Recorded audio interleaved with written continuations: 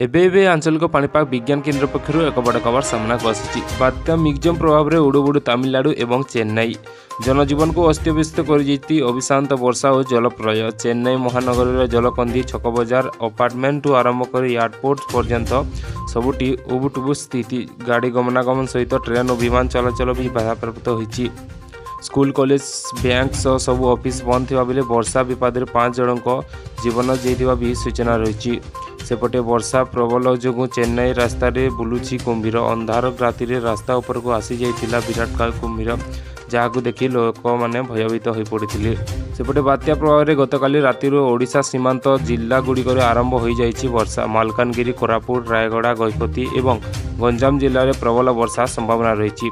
विशेषकर आसंता काली सबु जिला गुड़िक प्रबल अति प्रबल वर्षा थिबारु ऑरेंज वार्निंग जारी कराई। सेहीपरि पुरी, कलाहांडी, नवरंगपुर और कंधमाल जिला येलो वार्निंग जारी कराई।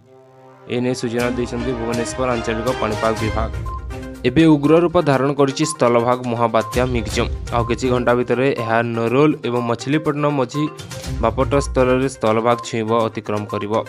यह भीषण बात्या रूपे स्थलभाग अतिक्रम करिब बोली पाणीपाग विभाग सूचना देइछि। बात्या एबे घंटा प्रति 9 किलोमीटर बेगर समुद्र भितर गति करुछि। लैंडफॉल बेले पवनर बेग सर्वाधिक 90 ରୁ 100 किलोमीटर रही पारे। तेबे झटका पवनर बेग सर्वाधिक 110 किलोमीटर प्रति घंटा रही पारे बोली पूर्वानुमान करिछि पाणीपाग विभाग। ये बात्या उपकूल दे गति करुवा बादल खंड गुड़िक समुद्र तट में अल्प उच्चरे अतिक्रम करुछि। यह वर्तमान उत्तर दिगक गति कर आंध्र उपकूल को निकटवर्ती होछि।